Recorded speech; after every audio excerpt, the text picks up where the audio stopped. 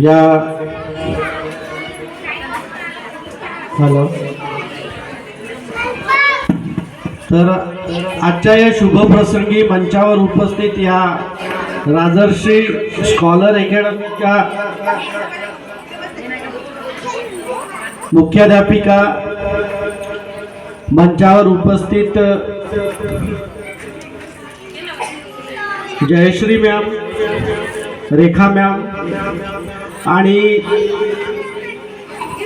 या राजर्षी स्कॉलर अकॅडमीला उत्तरोत्तर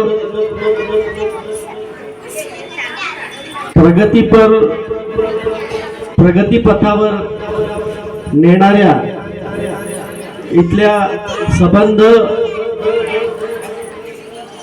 teacher staff आणि इथे शिक्षण घेत असलेले सगळे होतकरू विद्यार्थी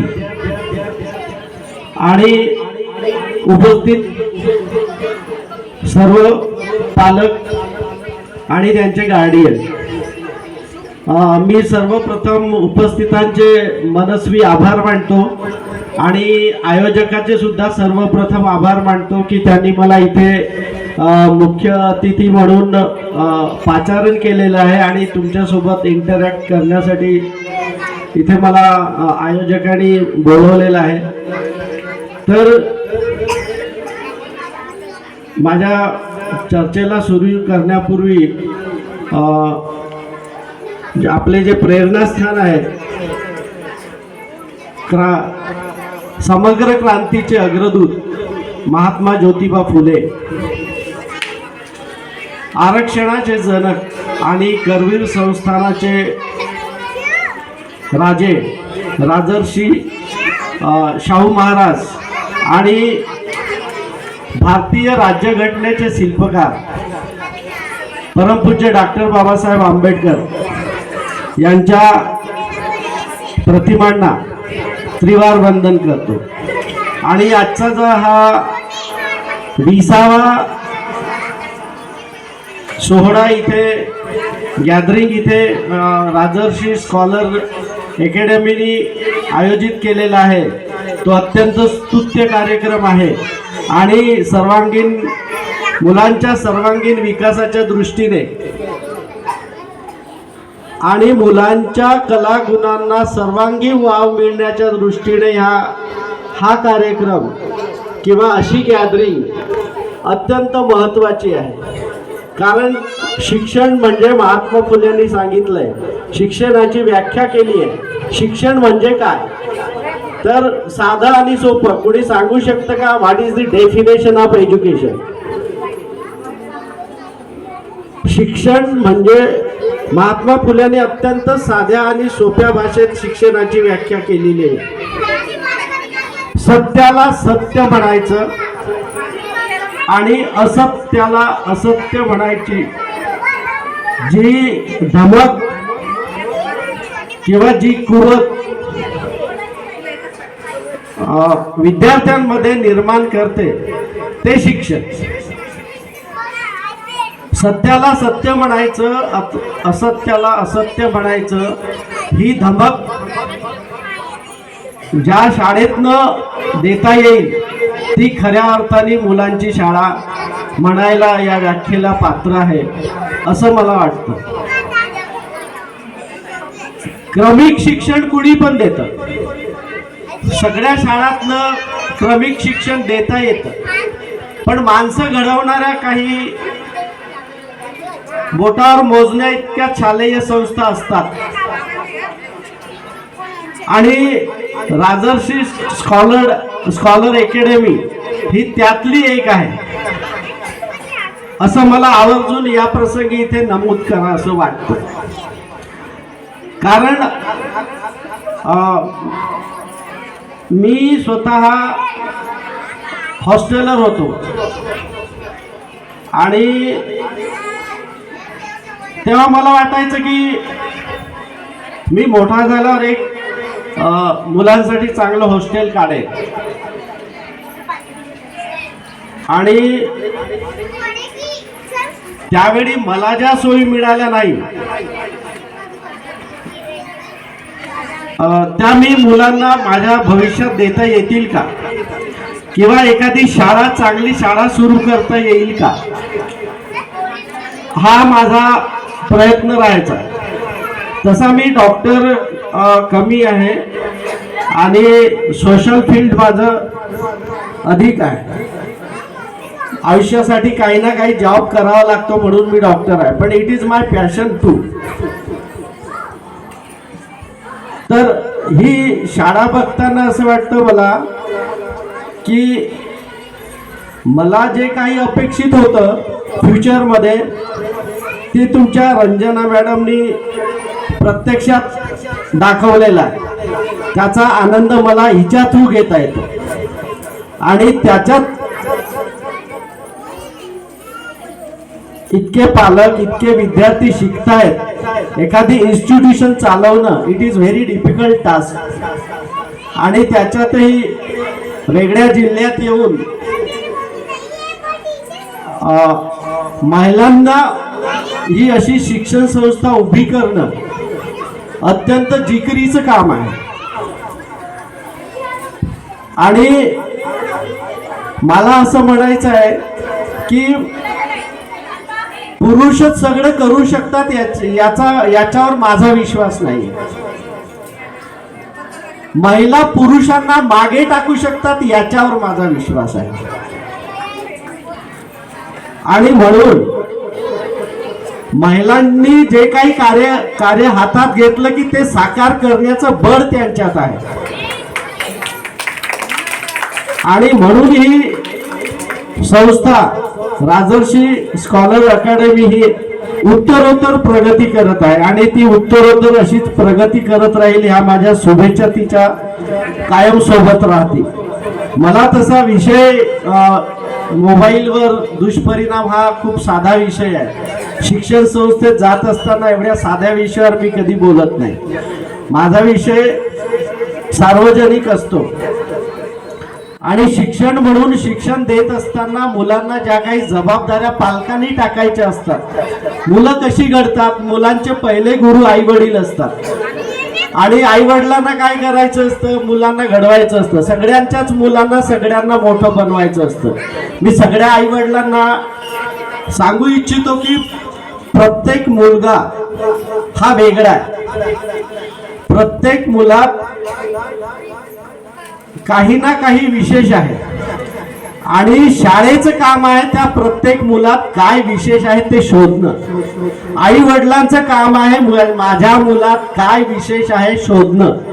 आणि हे ज्या आई वडिलांना ज्या शाळेला जमलं तिची मुलं नक्कीच यशस्वी होतील याच्यावर माझा ठाम विश्वास आहे. आणि हे करणं गरजेचं. आपण काय करतो मुलांना, आपण आई वडील, आत्ताचे आई वडील, पूर्वीचं आमचं कसं होतं, दिवाबत्ती लागला, संध्याकाळ झाली, कंदील लागला की आईने अभ्यासाला बसवायचं. आम्ही बसायचं, स्वयंपाक झाला, जेवण करायचं, झोपायचं, पहाटेला उठलं, अभ्यास करायचं, दैनंदिन खेळ, पीटी करायची, शाळेत जायचं. हा आमचा दिनचर्या. मला कंचे खेळायची खूप सवय होती आणि मग मी माझा अभ्यासाचं पार पाडून खेळायचो. पण आता तशी परिस्थिती मैदानी खेळायची राहिलेली नाही. मी कबड्डी खेळायचो, चेस खेळतो, मी बॅडमिंटन खेळतो, व्हॉलीबॉल खेळतो आणि अभ्यासही केला. आता हे मैदानी खेळ जसे जसे कमी होत आहेत याचं कारण काय, तर मोबाईलचं व्यसन वाढतं.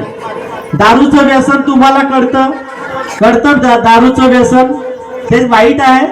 सगळ्यांना वाटतं की दारूचं व्यसन वाईट आहे. खऱ्याचं व्यसन वाईट आहे. सिगरेट प्यायचं व्यसन वाईट आहे. मोबाईलचं पण व्यसन लागू शकतं हे आपल्याला पटतं का? व्यसन मोबाईलचं असू शकतं याच्यावर आपल्या किती लोकांचा विश्वास आहे? आणि हे जर पटत असेल तर व्यसनं चांगली नसतात हे माझं मत आहे. तुमचं काय मत आहे मला माहित नाही. आणि व्यसनं नक्कीच चांगली नसतात, तर ती बदलली पाहिजे आणि बदलायला मार्ग आहेत, नक्कीच मार्ग आहेत. आणि बदलायसाठी मग प्रयत्न करावे लागतात. आणि प्रयत्न कोण करणार? प्रयत्न कोण करणार? ते आई वडिलांपासून. आणि ज्यावेळी मुलं समजायला लागतात, मी तुम्हाला सांगतो 5 वर्षाच्या मुलाला अर्ध प्रौढ माणसा इतकं कळतं आणि आपण काय बोलतो त्याच्या समोर बोलताना त्याला काय कळतं. आणि मग आपण नवरा बायको आणि शेजार पाजार जसं वागतो, मुलं सांगण्याने ऐकत नाही, मुलं सांगण्याने शिकत नाही. तुम्ही जे जे करता ते पाहून शिकता. मोबाईलवर तुम्ही कसं खोटं बोलता ते शिकता. तुम्ही घरी कसे वाद करता त्यातून शिकता. आपण सांगतो अरे तू मोबाईल पाहू नको, मग आपणच सिरियल बघतो, मग आपणच आपला प्राईम टाइम बघतो. आपली भाजी तिकडे जळत राहते, दूध उफान होत राहतं आणि मोबाईलवर आपण असतो. आणि मग त्याला पोराला सांगतो ए तू अभ्यास कर. असं नाही शक्य. It is quite impossible. मोबाईलचं व्यसन सोडायचं असेल तर तुम्हाला तुमचा टाइम, आई वडिलांचा टाइम हा फिक्स केला पाहिजे. व्यसन कसं लागतं एक तुम्हाला सांगतो शास्त्रीय दृष्ट्या. तुम्ही एखादी आवडीची गोष्ट 20 मिनिटं जर बघितली तर ती परत परत बघावी असं सातत्यानं मेंदूला वाटतं. आणि मेंदू तसे श्राव सिक्रीट करतो आणि मग परत परत आपल्याला ते बघावंसं वाटतं. आणि मग आपण बघत बघत जातो. मग तास गेला, 2 तास गेला, जेवणाची वेळ टळली, कुणी आलं काय गेलं काय त्याच्याशी आपला काही संवाद सुटलाय. अशा प्रकारे मोबाईलचं व्यसन लागतं. बरं मला एक सांगा, माणसात आणि जनावरांमध्ये म्हणजे पशुमध्ये फरक काय आहे? What is the difference between mammals, man and the animals? कोणी सांगू शकता काय फरक आहे? मी साम्य सांगतो. माणूस अन्न वस्त्र निवारा त्याच्या गरजा आहेत. वस्त्र सोडून द्या, पशुला वस्त्र नाही, पण अन्न त्यालाही लागतं, माणसालाही अन्न लागतं. माणसाला त्याच्या गरजा आहेत तशा पशुला त्याच्या गरजा आहेत. माणूस कुटुंब वाढवतो, पशु कुटुंब वाढवतो. मग फरक काय आहे?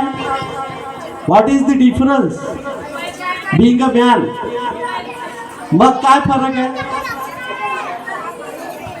माणसाचं इन्व्हेन्शन हे आहे की त्यांनी आपल्या कम्युनिकेशनसाठी लँग्वेज डेव्हलप केलेली आहे. This is the greatest invention of the man. He has developed his language, how to communicate, how to express his thought towards his language, through his language. This is what the man's greater invention. तर माणसांचं भाषा हे सगळ्यात व्यवच्छेदक लक्षण आहे प्राण्यांमधनं. आणि माणसाला मन आहे, मनानुसार तो व्यक्त होत असतो, भाषेने तो व्यक्त होतो.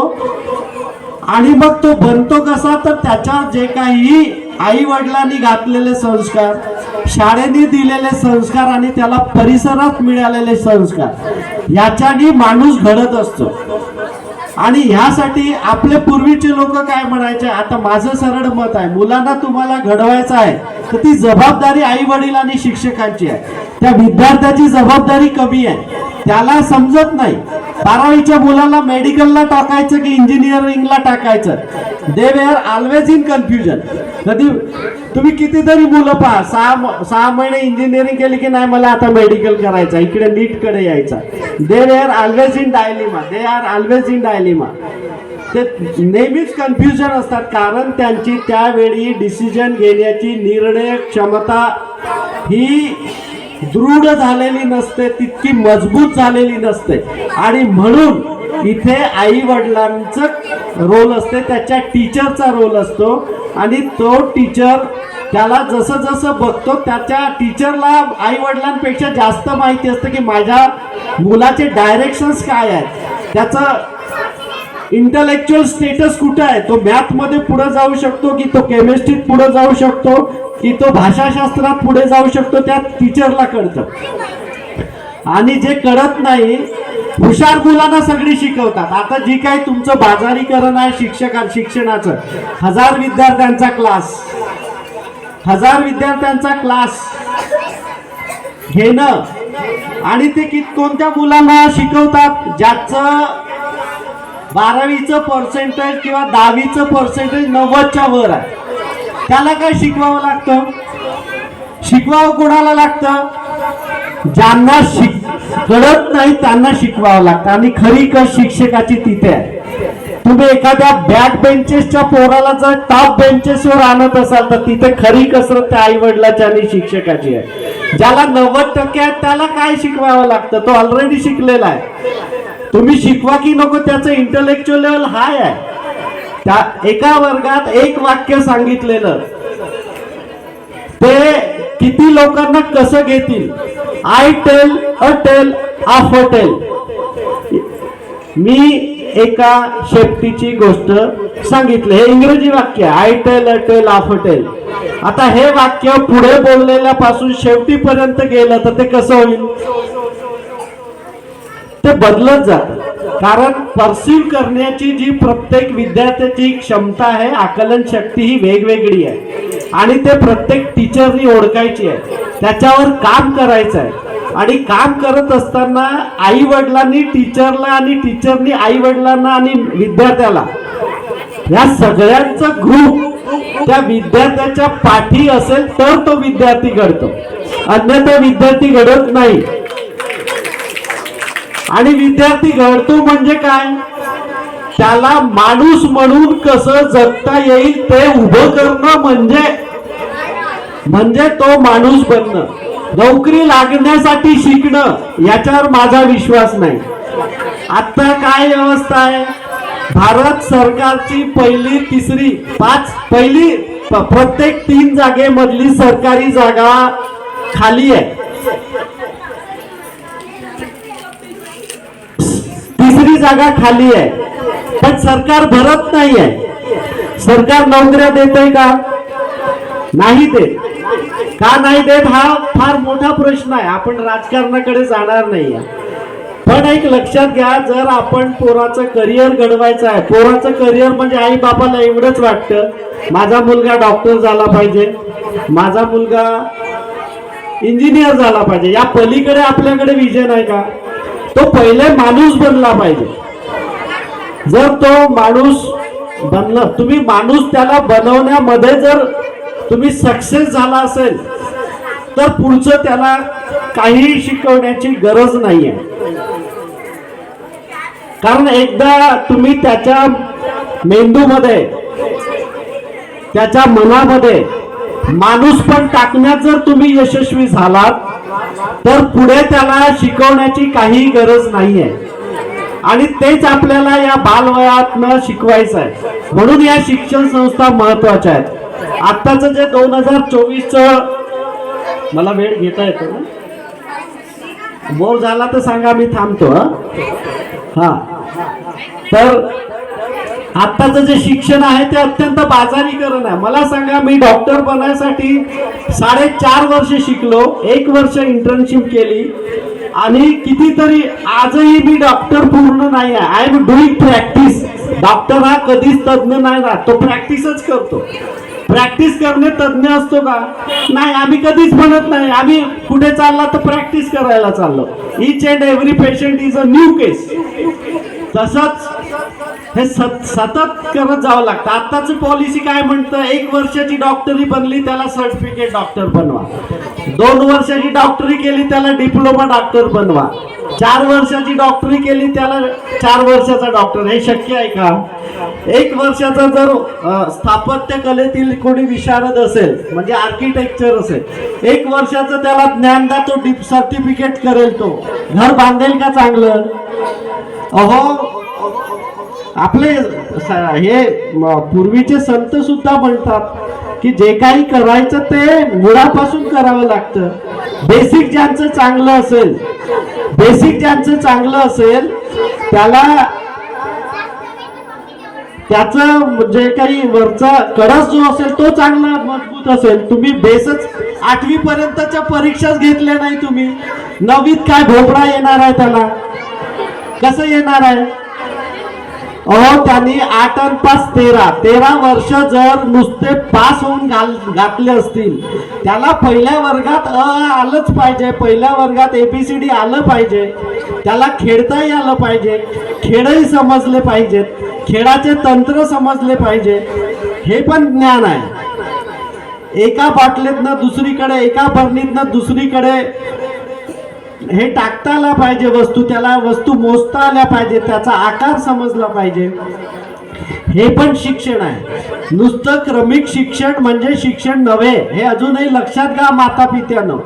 मुलाला त्याचा सर्वांगीण विकास झाला पाहिजे, त्याला सांघिक खेळ खेळता आलं पाहिजे, संघाशी जमवून घेता आलं पाहिजे, आणि खरोखर अभ्यास महत्वाचा आहे। क्रमिक अभ्यास आता टफ आहे दिवसेंदिवस, पण जे काही शिक्षण प्रणालीचं बाजारीकरण होतंय त्याला मी सहमत नाही आहे।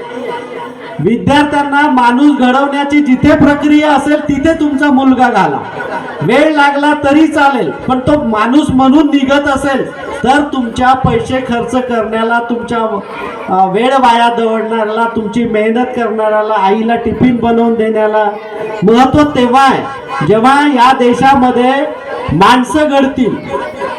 विद्यार्थी शाळा तशा तुम्हाला हजारो मिळत जातील, पण माणसं घडवण्याच्या शाळा अशा क्वचित राहतील, राजर्षी स्कॉलर सारख्या, आणि अशा शाळांना तुम्हाला सुद्धा जिवंत ठेवायचं आहे। शाळा मेल्या तर विद्यार्थी मरतील। मला सांगा, आता शासनाने निर्णय काय घेतलाय, जिथे 10 पटसंख्या आहे तिथली शाळा बंद करायची, बरोबर? म्हणजे 2 शिक्षक होते, 10 शाळेतले 20 शिक्षक गेले, आणि 20 शिक्षक गेल्यानंतर रिटायरमेंट नंतर तुमच्या माझ्या समाजातला पुन्हा टीचर तिथे अपॉइंट होणार होता, तो पण संपला। म्हणजे एकदा संस्था संपली की अख्खं आयुष्य विद्यार्थ्यांचं आणि समाजाचं नाहीच होतं, नष्ट होतं, हे लक्षात घ्या। म्हणून शिक्षण संस्था जिवंत असल्या पाहिजे, आणि त्या चांगल्या आणि निकोप वाढीसाठी, विद्यार्थ्यांच्या सर्वांगीण बौद्धिक आणि शारीरिक निकोप वाढीसाठी चांगल्या आणि दर्जाच्या शिक्षण संस्था टिकवण्यासाठी 1992 ला कोठारी आयोग आला होता। कोठारी आयोगाचं काय म्हणणं होतं की गरिबांची मुलं आणि श्रीमंताची मुलं ही एकाच शाळेत शिकली पाहिजेत। याचं कारण असं की श्रीमंताची मुलं जिथे शिकतात तिथे श्रीमंत आई वडील इथल्या शिक्षकांवर वचक ठेवतील, त्याच्यामुळे त्यांची मुलं शिकतील आणि त्यांचं पण गरिबांच्या मुलांचा सुद्धा फायदा होईल। अशा प्रकारे या शाळेच्या निकोप वाढीला मदत करण्यासाठी शासनाचे पूर्वीपासूनचे बरेच आयोग आहेत, पण सध्या शिक्षणाची व्यवस्था बदललेली आहे, शिक्षणाची पद्धत बदललेली आहे, ट्युशन लावण्याची पद्धत बदललेली आहे, ट्युशन मध्ये शिकणाऱ्यांची आणि शिकवणाऱ्यांची सुद्धा पद्धत बदललेली आहे। तर तुम्हाला इथून मार्ग काढायचा असेल, शिक्षण संस्था जिवंत ठेवायच्या असतील, तर आई वडिलांना बाबासाहेब म्हणतात की जे आई वडील भविष्य मुलांचं घडवायचं असेल तर आई वडिलांनी घडवलं पाहिजे। मुलांचा त्याच्यात काही दोष राहत नाही, मुलगा बिघडण्याला आपण कुठेतरी त्याच्या प्रयत्नात कमी पडतो, त्याला घडवण्यात कमी पडतो, आणि त्याचं भविष्य घडवायचं असेल तर आई वडिलांनी प्रयत्न केलाच पाहिजे, आणि त्याच्या जिथे जिथे त्रुटी आहेत तिथे तिथे शिक्षकांनी मदत केली पाहिजे आणि त्याला पुढे आणलं पाहिजे। शिक्षक बहुधा कसं असतं, इझी गेटिंग सगळ्यांना आवडतात, हुशार मुलं सगळ्यांना आवडतात, कारण ते एकदा टीचरने सांगितलं की ते परसिव्ह करतात, पण ज्याला 5दा सांगावं लागतं त्याचं कसं काय करणार? मग त्या शिक्षिकेला वाटतं माझा मी याच्या मागे पडली तर माझा कोर्स मागे राहतो, मग याला शिकवू, मग त्याला बोर होते, त्याला 5 वेळा सांगत बसेल तर याला बोर होते, तो म्हणतो मॅडम पुढचं शिकवा। अशी ही प्रत्येक वर्गामध्ये विविध बुद्ध्यांकाची मुलं असतात, आणि एकाच वेळी त्या सगळ्या मुलांना शिकवत असताना शिक्षकांची कसरत असते, आणि हे टॅक्टिक्स ज्याला जमलं, एकाच वेळी हुशार मुलांना त्याच वेळी थोडंसं कमी आकलन शक्ती असणाऱ्या विद्यार्थ्यांना ज्यांना एकाच वेळी शिकवता आलं आणि त्यांना पुढं नेता आलं, तर खऱ्या अर्थानं आपण शिक्षणाचं काम खऱ्या अर्थानं करत आहोत, माणूस घडवण्याचं काम करत आहोत. हे खऱ्या अर्थानं महत्वाचं आहे. बाबासाहेब काय म्हणतात, बाबासाहेबांना 10वीत 280 मार्क होते. आत्ताच्या हिशोबाने ते थर्ड क्लास होते असं म्हणा, पण अख्ख्या समाजात पास होणारा एकच विद्यार्थी होते. बाबासाहेबांनी 8 वर्षाचा शिक्षणक्रम 2 वर्ष 3 महिन्यात पूर्ण केला. अभ्यास किती केला? 21 तास. 21 तास अभ्यास करून 8 वर्षाची डिग्री 2 वर्ष 3 महिन्यात पूर्ण केलेली आहे. आता आपण 21 तास आमची मुलं बसतात का? अर्धा तास झाला की त्याचा मोबाईल कडे हात जातो. मोठी झाली की त्याला सिगरेटची हे पाहिजे. अशा प्रकारे आपण सध्याची जी स्थिती आहे ही स्थिती फार गंभीर आहे. शिक्षणाकडनं मुलं फार परावृत्त होत आहेत. त्यांना शिक्षणाकडे आणायचं असेल तर मोबाईल सारखं व्यसन, मोबाईल हे बर्बाद करणारी पिढी आहे. तुम्हाला अजून सांगतो, तुमच्या हातात मोबाईल आहे. तुम्ही आज जर महिलांनी साड्यांची जर एड पाहिली तर रोज तुम्हाला साड्यांचीच एड येते. बरोबर? काय येते? व्हाय? तुम्ही जर केस काळे करण्याची जर तुम्ही एड पाहिली, तुम्ही मेहंदीची एड पाहिली तर मेहंदीचीच एड येते. का? कधी प्रश्न पडलाय? हा तिसरा डोळा आहे. This is very dangerous thing device. हा तुमच्यावर कायम लक्ष ठेवून आहे. तुम्ही काय करता, काय करत आहात त्याच्यावर सगळं लक्ष ठेवतो. म्हणजे तुमचा मेंदू याने विकत घेतलेला आहे, हे लक्षात घ्या. तुम्ही जे बघता, तुम्हाला जे आवडतं तोच ते हे दाखवतो. बघा तुम्ही, याचं कारण आहे आर्टिफिशियल इंटेलिजन्स. आणि हे आर्टिफिशियल इंटेलिजन्स माणसाचा मेंदू विकत घेणार आहे एक दिवस. तुम्हाला ज्ञानही तोच देणार आहे, सगळं तोच देणार आहे, पण यामध्ये माणूस हरवणार आहे. आता सोशलिझम, जे सोशल बाइंडिंग असतं विद्यार्थ्यांचं. आता नातेवाईकांकडे जातात का तुमची मुलं? सुट्ट्या लागल्यावर मामाच्या गावाला जाऊया म्हणतात का? नाही, आई बाबा तुम्ही जा, मी घरी मोबाईल सोबत राहतो म्हणतात की नाही?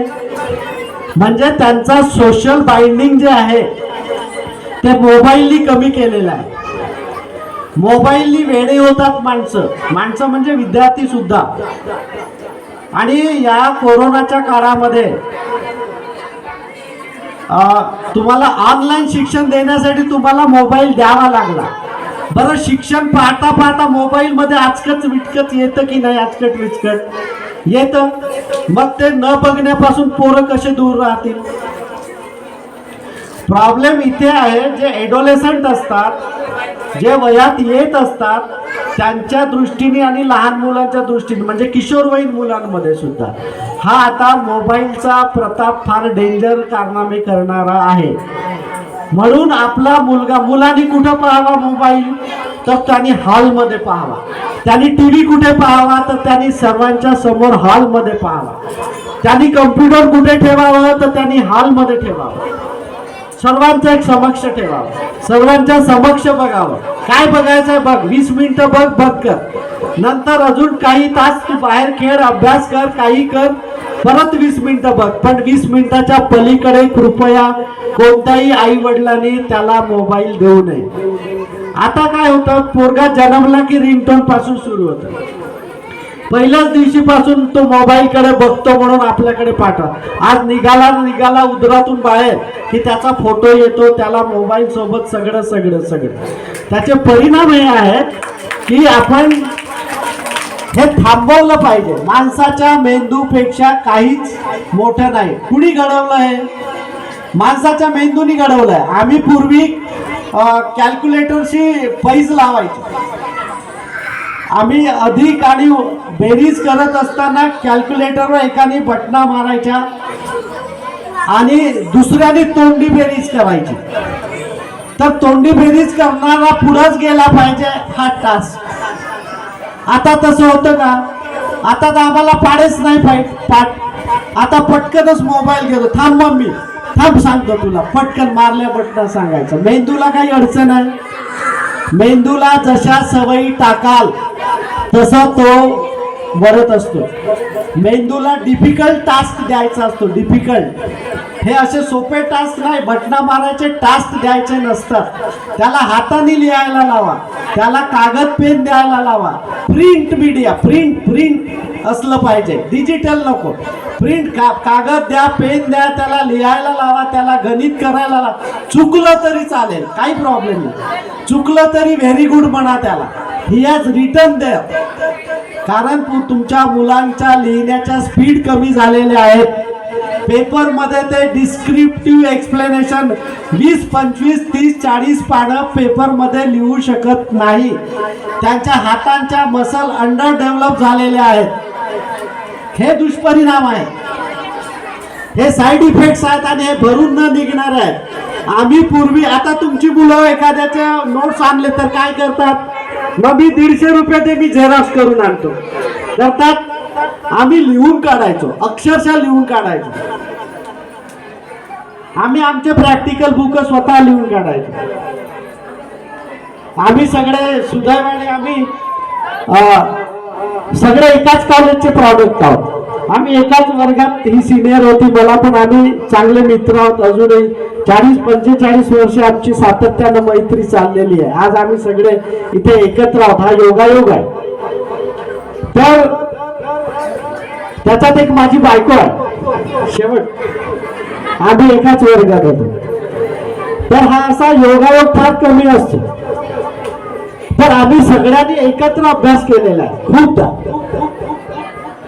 एकत्र प्रश्न सोडवलेले आहे, एकत्र रसायनशास्त्राचा विषय आम्ही घेऊन बसलेलो आहोत. एखाद्याला जे समजत नाही ते त्यांच्याकडून शिकायचं, मला समजतं मी त्यांना सांगायचं. असं ग्रुप डिस्कशन आणि ग्रुप स्टडी मधून आम्ही पुढे गेलो आणि सगळेजण वेगवेगळ्या फील्डमध्ये तुमच्या समोर आहेत. तर विद्यार्थ्यांना डिस्कशनची सवय लावा, त्याला प्रिंटची सवय लावा, लिहायची सवय लावा. डिफिकल्ट टास्क घ्या, त्यांनी लिहिलं पाहिजे. त्याला पेपर लिहायचे आहेत ना, मोबाईलवर पेपर सोडवण्याचा जमाना अजूनही आला नाही. ज्या दिवशी येईल त्या दिवशी संपलं समजायचं सगळं. ज्या दिवशी तुम्हाला मोबाईल, आम्ही 12वीत असताना आम्ही टेस्ट द्यायचो, मी घरी वेळ लावायचा. घरी कुणी इमानदारीनं पेपर सोडवेल याचा विश्वास आहे का तुम्हाला? आज घरी जर शिक्षकांनी पेपर सोडवायला दिले तर त्याची आई त्याला मदत करणार नाही, याच्यावर विश्वास आहे का तुम्हाला शिक्षकांचा? पण आम्ही घरी आमची घडी लावून वेळ लावल्यानंतर एकही अक्षर नंतर लिहायचं नाही. Stop the watch, stop the paper. ही आहे सेल्फ एनालायझिंग फॅक्टर. स्वतःचं पृथक्करण करायचं. मला किती आठवतं, मला किती येतं, किती लिहिता येतं, केमिस्ट्रीच्या बॅलन्सिंग माझ्या चुकल्या का? तर इतकं बारीक सारीक तुम्हाला लिहिण्यामध्ये येतं. कॅपिटल सुटला का, स्वल्पविराम सुटला का, कामा सुटला का? मग कामा सुटला त्याचा परिणाम वाक्याचा काय होतो हे सुद्धा. आता मी माझं काम ऍक्च्युअली एकदम सोपं आहे. मी आज जन्मलेल्या पासूनच्या पोरांना 18 वर्षापासूनची मोफत चिकित्सा करतो. त्यांना हृदयरोग असेल तर त्यांचं ऑपरेशन मोफत करून देतो. त्यांना किडनी रोग असेल तर आपण, जर त्यांना जन्मल्याबरोबर आंधळेपणा असेल तर त्यांना नवीन डोळे देण्याचं काम आम्ही करतो. त्याला पाय वाकडे असतील तर त्याचे पाय सरळ करण्याचं काम, त्याला सरळ चालता आलं पाहिजे. त्याला जे जन्मल्यात खंडौष्ठ खंड टाळू, ते जन्मल्याबरोबर दिसतं ना, खंडौष्ठ आहे, खंड टाळू आहे. कधी आता तुम्हाला तुमच्या शिक्षकांनी तालुका स्वर शिकवलं, आ ई शिकवलं ना, शिकवता ना? कसं शिकवलं? सगळे 52 अक्षर जे काही आहेत तेवढे सांगितले, झालं? कुठला स्वर कुठून काढायचा हे शिकवलं का? क ख ग ग य कुठून निघतो? नाही शिकवलं ना. याला कंठस्वर म्हण. तुम्हाला कधी बाराखडी पाहिली आहे तुम्ही? बाराखडीचं कॅलेंडर कसं असतं, आता आपल्या भिंतीवर सरसकट लिहिलेलं असतं, एबीसीडी लाईन मध्ये असते, अ ई सगळी लाईन मध्ये असते. पहिलीचे कॅलेंडर बघा, अ आ ई क ख ग घ इ ही इतकीच लाईन असायची की नाही? का बरं? प फ ब भ म, प फ ब भ म गोष्ट स्वर आहे. ट ठ ड ढ न, दंत दाताला जीभ लागते. ट ठ ड ढ ण हे तालू स्वर आहे. हे जेव्हा तुम्ही शिकवाल तेव्हा तुमचा मुलगा मराठी किंवा इंग्लिश, आम्ही कसं म्हणतो सॉरी, फॉरेनर कसा बोलेल sorry. This is what the difference between the pronunciation on Marathi people and foreigner peoples. That you have to teach the things which can upgrade your child to a great man. स्वप्न टाका तुमची मुलं मोठी होतील. तुमची मुलं शिवाजी महाराज का बनणार नाही? तुमची मुलं महात्मा फुले का बनणार नाही? तुमच्या लेखी सावित्रीबाई फुले का बनणार नाही? बनतील, पण ते तुम्ही टाकायला पाहिजे. मोठी मोठी स्वप्न गरोदरपणात पहा ना तुम्ही. टीव्ही सिरियल पाहता, टीव्ही सिरियल मध्ये नुसत्या लफड्या बायकांच्या लफड्याखेरीज काहीही नसतं, असं माझं स्पष्ट मत आहे. तुम्ही मला शिव्या द्यानंतर तुमचे गेस्ट आलेने आमच्यावर टीका केली चालेल मला, पण माझं परसेप्शन असं आहे, मी टीव्ही सिरियल पाहत नाही. आणि मला बेसिकली मला महिलांना कोणी काही चूक म्हटलेलं आवडत नाही. मग महिलाच का कपटी कारस्थानी असतात का? बघा तुम्ही टीव्ही सिरियल मध्ये कपटी कारस्थानी कोणाला दाखवतात? महिलांना जास्त करून दाखवतात. काय अधिकार आहे पुरुषांना असं म्हणायचं? How dare to say like that? माणसं कारस्थानी नसतात. या भारतामध्ये बहुपतित्ववाद होता पहिले, माहीत ज्यांनी समाजशास्त्राचा अभ्यास केला असेल तर इथे बहुपतित्ववाद होता. म्हणजे बायकाच्या नावाने कुटुंब ओळखली जायची, नवऱ्याच्या नव्हे. आता तर बायकाची नावच गायब केली. आता तसं आलं तरी कुठेतरी कुणाचा मुलगा तर अमक्याचा मुलगा. माणसं अरे जिच्या उदरातून जन्माला येतं तिचं काहीच बोललं. बायकांमध्ये एक विशिष्ट क्षमता आहे, एक विशिष्ट क्षमता आहे मुलाला जन्म घालण्याची. पुरुषांमध्ये आहे का धमक? दाखवा मला जनन क्रिया करून. ही विशिष्ट क्षमता बायकांमध्ये आहे आणि ती अत्यंत मौलिक गोष्ट आहे, अत्यंत महत्वाची घटना आहे. आणि ह्यामध्ये म्हणून महिलांना कुठेही डावलल्या जाणं मला आवडत नाही. पण याचा अर्थ असा नव्हे पुरुषांच्या समानतेला राज्यघटनेने अधिकार दिला म्हणून पुरुषांनी दारू प्यावी म्हणून बायकांनी दारू प्यावी का? बदल कसे असावेत? बदल कसे स्वीकारायचे? चॅलेंजिंग टास्क स्वीकारा ना. बदल स्वीकारत असताना ते भारताच्या प्रगतीच्या दिशेने असतील, भारताच्या समाजाच्या दृढीकरणाच्या दिशेने असतील, तुमचे जे काही प्रेरणास्थान असतील त्या प्रेरणास्थानाच्या दिशेने तुमची वाटचाल होत असेल, असे बदल समाजात घडले पाहिजे. आणि असे बदल जर घडवायचे असतील तर तुम्हाला या लहान मुलांमध्ये मोठी स्वप्न घालावे लागतील. आणि त्यासाठी आई वडील आणि शिक्षण संस्थेचं अत्यंत मोठं स्थान आहे. आणि म्हणून आई वडील शिक्षक आणि विद्यार्थी चांगले घडवायचे असतील, या देशाचं भविष्य चांगलं घडवायचं असेल, देशाचं स्वातंत्र्य अबाधित ठेवायचं असेल तर मुलांना निर्व्यसनी बनवा, त्यांना चांगले शिक्षण द्या, माणूस बनवा. त्यांचे आदर्श महात्मा ज्योतिबा फुले, बाबासाहेब आंबेडकर, राजर्षी महाराज, अजून भरपूर लोक आहेत.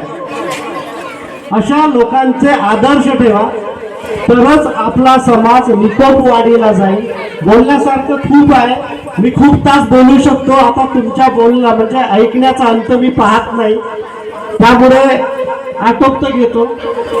तर जाता जाता एवढंच सांगतो, the woods are lovely dark and deep, the woods are lovely dark and deep, I have promises to keep and miles to go before I sleep, and miles to go before I sleep, and miles to go before I sleep.